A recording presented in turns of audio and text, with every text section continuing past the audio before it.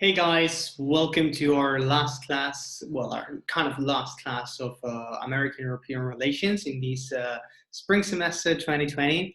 It's been actually quite a different one because of how we had to finish with these course. But it's been an absolute pleasure, I have to tell you, at least the time we were personally together.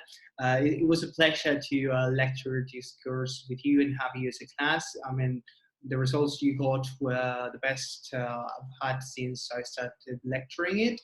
And I hope that you just keep it up with the online presentation and also with the final exam. If you have any question, do not hesitate on emailing me for the future. I hope that, in some sense, we can stay in touch, and I wish you all the very best, all the success in the world for your future. Today, in our last class, we're going to be talking about climate change, but I'm not going to talk so much about the history of climate change or how climate change and summits, etc., etc. I'm going to take a slightly different perspective, something that I've been pouring into the different lessons in the second half of the semester, but I'm going to put a bit more of emphasis also to guide you, for your presentations. If you need to relate theories to the topics, you can make it easily. So today's class about climate change is actually going to be using each of the theories to analyze some dimension of climate change and use the explanatory value of these theories to try to understand reality. And so we can also review some of the terms these theories normally use. So we'll start with liberal and realist theories in this first video. In the second one, we're going to use constructivism and also Marxist theory to understand climate change and all around climate change nowadays. So let's start with the liberal perspective. What the most basic concept here in order to understand climate change is the interdependencies. If you remember well, by the end of the day, liberalism was telling us that because of the interdependencies that exist in the world, realism does not have enough explanatory value to understand what's happening in the world, because what the actions of one actor will affect another one, and it's not exactly a zero-sum game, and actually people can gain eventually from cooperation. And actually, climate change, I think, is the best example where cooperation is absolutely necessary to get positive outcomes. And for example, another clear case where liberalism, where interdependence, where cooperation is needed, is actually COVID-19 crisis. Absolutely. I mean, by the end of the day, information, data sharing, best practices, supply, etc., etc. Okay, so yeah, with apart from the interdependencies, how the climate is one in the world and how we all depend on it, and that pushes us to cooperate in international organizations. International organizations take the leadership fighting climate change, particularly the United Nations.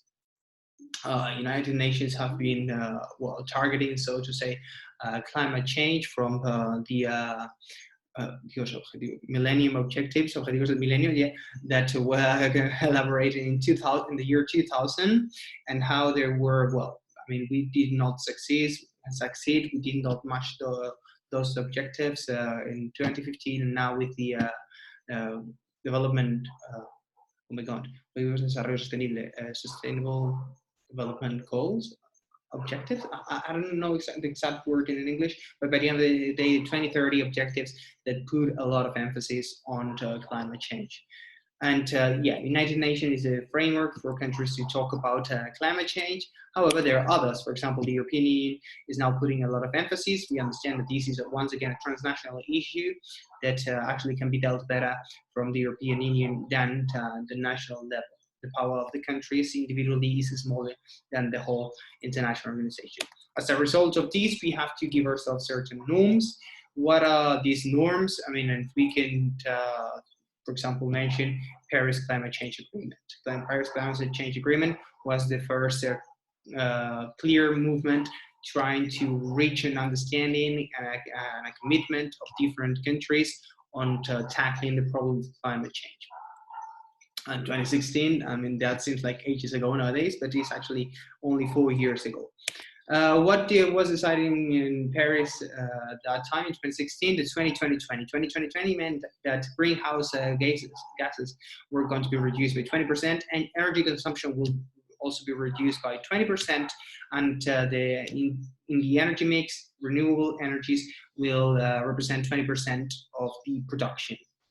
If we assess, I mean, the objective was to get this done by 2020. There are other goals also with the reduction of the temperature, etc., etc. But this had to be achieved by 2020. These norms that the states give themselves for cooperation in international organization because of the interdependencies. However, if we look at how the European Union is performing, actually with the gases, we are actually going to go above that, above the target, renewable energy as well. Energy consumption not. But at least these are goals that countries are cooperating and they're working together towards a collective objective, a collective goal. However, there are always tricks to these norms and how emission trading, I don't know if you're familiar with these terms, on how emission trading works. If you have a surplus of emission allowances, then you can sell it, and if you have a shortage, you can buy from another country, and that way you find an equilibrium. I mean, this is a bit tricky about the whole system, but at least it keeps the global emissions at a level, and by the end of the day, because of the financial commitments to buy these emission allowances, countries eventually also benefit from not producing. However, we can argue that these eventually will damage their economies because they're not able to develop as other countries. So yeah, by the end of the day, we do have norms, we do have cooperation within international organizations from this interdependency. But we also have realist theory here to try to explain part of the game. By the end of the day, realist theory, we remember 3 S's, and one of them was self-help. That the states have to help themselves, that actually they could not rely on others because actually they're going to cheat, they're going to try to survive the best way possible. It's a zero-sum game for other countries to win. I have to give up, and by the end of the day, by cooperating in this issue, I'm making myself weaker because I'm actually endangering my economy, and I am the only one that can do something here. And this, I mean, they're clear. I mean, if you can foresee what I'm going to talk about right now, it's exactly this. Because by the end of the day, we are guided. Well, we are guided in this case. If you're guided by realist theory, you're going to be guided by short-term national interest. And so it was the case, for example, when Donald Trump announced that the US was withdrawing from the Global Paris Climate Agreement, so from the Paris Agreement.